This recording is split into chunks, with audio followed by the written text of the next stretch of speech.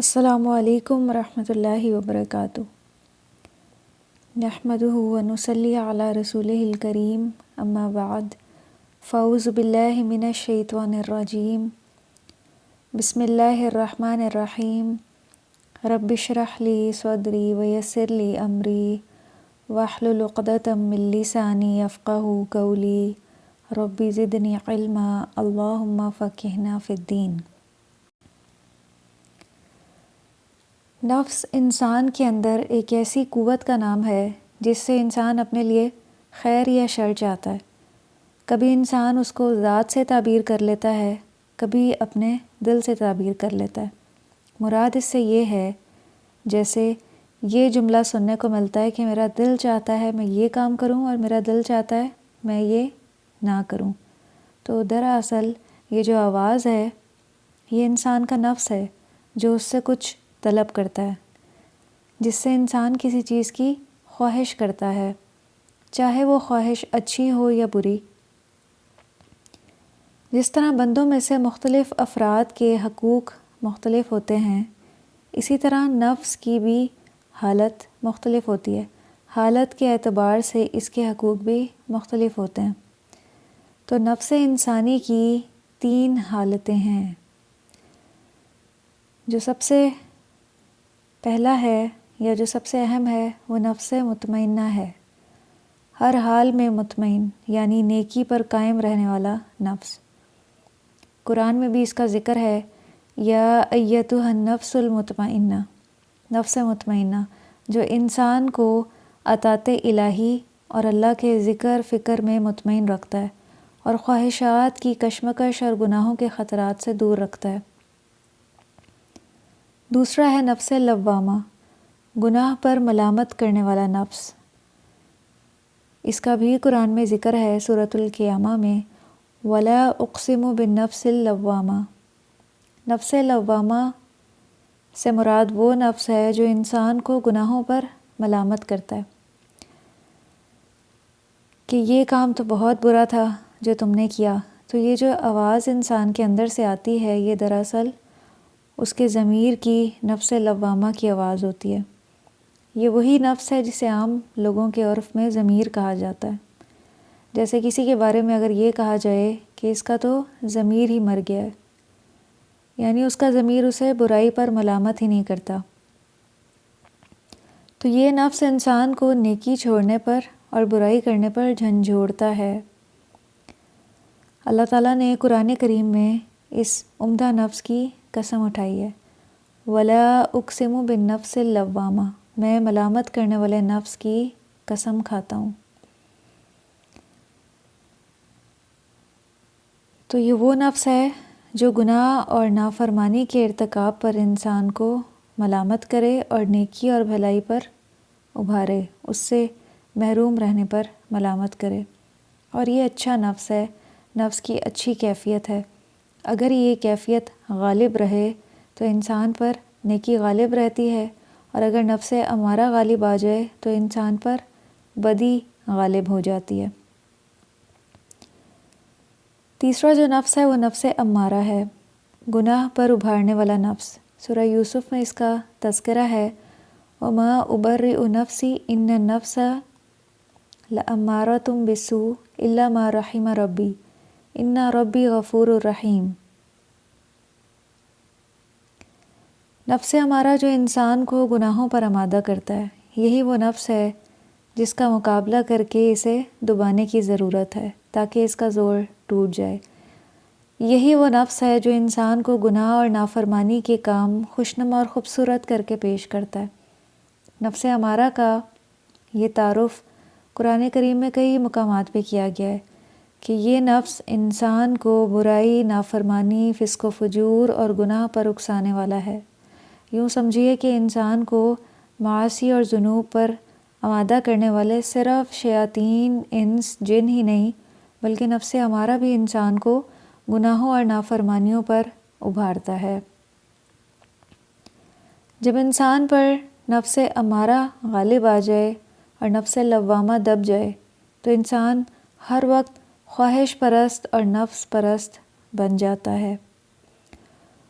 اس کی یہ حالت ہو جاتی ہے کہ اسے نیکی اور بھلائی سے نفرت ہو جاتی ہے، اور اسے گناہ، فسق و فجور اور شیطانی کاموں سے محبت ہو جاتی ہے، اور وہ ہر وقت گانے بجانے، فلم، ڈرامے، ناول، افسانے اور کھیل تماشے میں محو رہنا پسند کرتا ہے۔ استغفر اللہ، کیونکہ اس کا نفس امارہ اس پر غالب آ گیا ہے، اور نفس لوامہ جو ضمیر ہے وہ مر گیا ہے۔ یہاں بیمار کی مثال سے اس کو سمجھیے، جس طرح بیمار شخص کو منہ کڑوا ہونے کی وجہ سے عمدہ اور لذیذ چیزیں کڑوی اور بدمزہ لگتی ہیں، اسی طرح اس روحانی بیمار کو عبادتیں، نیکیاں اور بھلائیاں کڑوی اور بھاری محسوس ہوتی ہیں۔ یہ نیکیوں سے جی چراتا ہے اور برائیوں کا دلدادہ بن جاتا ہے۔ بعض کا یہ بھی کہنا ہے کہ نفس کی یہ 3 قسمیں الگ الگ نہیں، بلکہ ایک ہی نفس کی مختلف کیفیات اور صفات ہیں۔ نفس مطمئنہ پر تھوڑی سی بات کرتے ہیں کہ جو بندہ نفس کے خلاف مجاہدہ کرتے کرتے اس حالت پر پہنچ جاتا ہے کہ نفس اس سے برے کاموں کا تقاضا ہی نہیں کرتا، سبحان اللہ، ذرا اس بات پہ غور کریں کہ اس کا نفس اس سے پھر برے کاموں کا تقاضا ہی نہیں کرتا، تو وہ نفس مطمئنہ ہو جاتا ہے۔ اور نفس کی یہ کیفیت عام صالحین امت کو مجاہدے سے اور ریاضت سے حاصل ہو جاتی ہے۔ یعنی سال ہا سال اگر انسان اس کوشش اور جدوجہد میں رہے کہ وہ گناہوں سے بچنے کی کوشش کرے اور نیکیوں پر، نیکی اور اللہ کی رضامندی کے کاموں پہ اپنے نفس کو ابھارے، تو ایک وقت آتا ہے کہ جب اس کے نفس کے اندر یہ صفت یا کوالٹی پیدا ہو جاتی ہے کہ پھر وہ کیا ہوتا ہے، نیکی کے کاموں پہ اسے استقامت نصیب ہو جاتی ہے، اس کا دل لگنا شروع ہو جاتا ہے، اس کو نیکی کے کاموں سے لذت محسوس ہوتی ہے اور گناہوں سے کراہت محسوس ہوتی ہے۔ تو اسی نفس کا نام نفس مطمئنہ ہے۔ جو انسان بھی نفس امارہ کو دبا لیتا ہے اور نفس لوامہ کی علامت پر کان دھرتا ہے اور نفس امارہ کا مقابلہ کر کے نفس کو نیکیوں اور بھلائیوں پر لگا لیتا ہے، تو نیکیاں کر کر کے، اچھائیاں کر کر کے اس کا نفس مطمئنہ بن جاتا ہے۔ پھر انسان کے لیے اعمال صالح، عبادات، حسنات، بھلائیاں اور اچھائیاں مرغوب ہو جاتی ہیں۔ پھر نیکی کرنا بوجھ نہیں بنتا، بلکہ نیکی سے محرومی بوجھ محسوس ہوتی ہے۔ پھر نماز کی پابندی بھاری نہیں لگتی، بلکہ نماز کا نکل جانا مصیبت اور صدمہ بن جاتا ہے۔ پھر دین کا کوئی بڑے سے بڑا کام مشکل نظر نہیں آتا، بلکہ ہر ناممکن کام آسان ہو جاتا ہے۔ صحابہ کرام رضی اللہ عنہم کی یہی کیفیت تھی۔ وَلَٰكِنَّ اللَّهَ حَبَّبَ إِلَيْكُمُ الْإِيمَانَ۔ تو صالحین، متقین، اولیاء اللہ اور شہداء کی یہی کیفیت ہوتی ہے۔ ان کے لیے نماز آنکھوں کی ٹھنڈک اور دل کی راحت بن جاتی ہے، روزہ مرغوب بن جاتا ہے، انفاق فی سبیل اللہ آسان ہو جاتا ہے، حتیٰ کہ وہ ہجرت اور جہاد جیسی مشقت میں بھی بلا جھجک کود پڑتے ہیں اور شہادت ان کی تمنا بن جاتی ہے، سبحان اللہ۔ اور پھر قرآن کی تلاوت سے سرور آتا ہے، اللہ کے ذکر سے دل میں بہار آتی ہے، پھر مومن نیکیوں کا اس قدر حریص بن جاتا ہے کہ پھر اس کا نفس سیر ہی نہیں ہوتا، فرائض اور واجبات بھی ادا کرتا ہے، سنن و نوافل کا بھی پابند بن جاتا ہے، ہر وقت کار خیر کا متلاشی رہتا ہے، ہر فرصت کو وہ غنیمت جانتا ہے اور اسے نیکی میں صرف کرنے کی کوشش کرتا ہے، اور دوسروں سے سبقت لے جانے کے لیے بےتاب رہتا ہے۔ اسی کا قرآن میں بھی ذکر ہے، یا ایک آیت میں اشارہ ہے، الذین آمنوا وتطمئن قلوبکم بذکر اللہ، الا بذکر اللہ تطمئن القلوب۔ یہ ہے نفس مطمئنہ، جس کا دوسرا نام نفس طیبہ ہے۔ نیکی پر مطمئن نفس پاکیزہ اور ستھرا نفس، اسے موت کے وقت بھی عزت و بشارت ملتی ہے۔ حضرت ابو ہریرہ رضی اللہ عنہ کہتے ہیں، نبی صلی اللہ علیہ وسلم نے فرمایا، جب کسی شخص کی موت قریب ہوتی ہے تو فرشتے اس کے قریب آتے ہیں۔ اگر فوت ہونے والا شخص صالح انسان ہے تو فرشتے اسے کہتے ہیں، اے پاک روح جو پاک جسم میں تھی، باہر آ جا، تو قابل تعریف ہے اللہ کی رحمت، اس کے عطیات اور ناراض ہونے والے پروردگار سے خوش ہو جا۔ اور مسلسل اس کو یہ کلمات کہے جاتے ہیں یہاں تک کہ روح جسم سے باہر آ جاتی ہے۔ پھر اس روح کو آسمان کی جانب لے جایا جاتا ہے، اس کے لیے آسمان کا دروازہ کھول دیا جاتا ہے، دریافت کیا جاتا ہے کہ یہ کون روح ہے، تو فرشتے بتاتے ہیں کہ فلاں ہے، کہا جاتا ہے کہ فلاں پاکیزہ روح ہے۔ پھر اسے کہا جاتا ہے کہ خوش آمدید ہو جو پاک جسم میں رہی، تو جنت میں داخل ہو جا، تو تعریف کے لائق ہے اور تو اللہ کی رحمت اور اس سے ملاقات کے لیے خوش ہو جا جو تجھ پہ ناراض نہیں ہے۔ اور اسے مسلسل یہی کلمات کہے جاتے ہیں یہاں تک کہ روح اس آسمان تک پہنچ جاتی ہے جس میں اللہ سبحانہ و تعالیٰ کا عرش ہے۔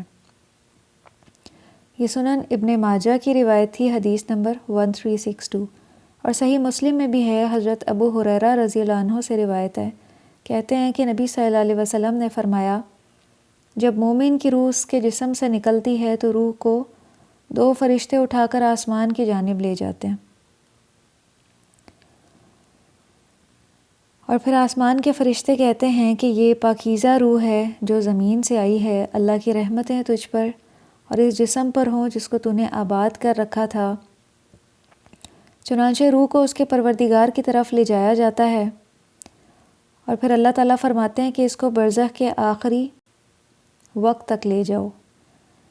مراد یہ ہے کہ پھر اس کو دوبارہ سے لوٹایا جاتا ہے زمین کی طرف اگلے مرحلے کے لیے۔ یہ صحیح مسلم کی حدیث تھی 7221۔ اور پھر اسے قبر میں بھی ٹھاٹھ کی برزخی زندگی ملتی ہے۔ حضرت براء بن عازب رضی اللہ عنہ نبی صلی اللہ علیہ وسلم سے بیان کرتے ہیں، آپ صلی اللہ علیہ وسلم نے فرمایا، مومن کے پاس 2 فرشتے آتے ہیں، وہ اس کو بٹھاتے ہیں اور اس سے دریافت کرتے ہیں کہ تیرا رب کون ہے؟ وہ جواب دیتا ہے میرا رب اللہ ہے۔ پھر وہ اس سے دریافت کرتے ہیں تیرا دین کیا ہے؟ وہ جواب دیتا ہے میرا دین اسلام ہے۔ پھر وہ دریافت کرتے ہیں یہ کون شخص تھا جو تم میں بھیجا گیا؟ تو وہ جواب دیتا ہے وہ اللہ کے رسول صلی اللہ علیہ وسلم ہے۔ وہ اس سے دریافت کرتے ہیں تجھے کیسے معلوم ہوا؟ وہ جواب دیتا ہے کہ میں نے اللہ کی کتاب کو پڑھا، اس پر ایمان لایا اور اس کی تصدیق کی۔ اس کا قول کہ جو لوگ ایمان لائے اور اللہ تعالیٰ ان لوگوں کو ثابت قدمی عطا کرتا ہے، اس کی تصدیق کرتا ہے۔ آپ صلی اللہ علیہ وسلم نے فرمایا، پھر آسمان سے ایک منادی کرنے والا ندا کرتا ہے کہ میرا بندہ سچا ہے، جنت سے اس کا بستر بچھاؤ اور جنت کا ہی اسے لباس پہناؤ اور جنت کی جانب اس کا دروازہ کھول دو۔ چنانچہ اس کے لیے دروازہ کھول دیا جاتا ہے۔ پھر آپ صلی اللہ علیہ وسلم نے فرمایا، اس کو جنت کی باد نسیم اور خوشبو پہنچتی ہے اور اس کی قبر کی جگہ تا حد نظر کشادہ کر دی جاتی ہے۔ یہ سنن ابو داؤد کی روایت تھی 4753۔ پھر حشر میں بھی اس کو عزت نصیب ہوتی ہے۔ اللہ رب العزت سورہ مریم میں فرماتے ہیں، یوم نحشر المتقین الی الرحمن وفدا، اس دن ہم متقین کو مہمانوں کی طرح رحمان کی طرف لے جائیں گے۔ اور ایک اور سورہ میں اس طرح سے ذکر ہے، وسیق الذین اتقوا ربهم الی الجنۃ زمرا حتی اذا جاؤوها وفتحت ابوابها وقال لهم خزنتها سلام علیکم طبتم فادخلوها خالدین۔ اور جو لوگ اپنے رب سے ڈرتے تھے ان کے گروہ جنت کی طرف روانہ کیے جائیں گے، یہاں تک کہ جب اس کے پاس آ جائیں گے اور دروازے کھلے ہوں گے اور وہاں کے نگہبان ان سے کہیں گے تم پر سلام ہو، تم خوشحال رہو، تم اس میں ہمیشہ کے لیے چلے جاؤ۔ اللہم اجعلنا منہم، اے اللہ ہمیں بھی ان لوگوں میں شامل کیجیے گا۔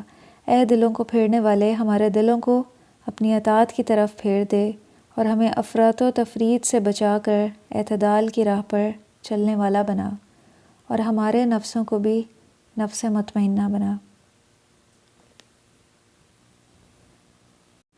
سبحانک اللہم و بحمدک نشہد ان لا الہ الا انت نستغفرک و نتوب الیک۔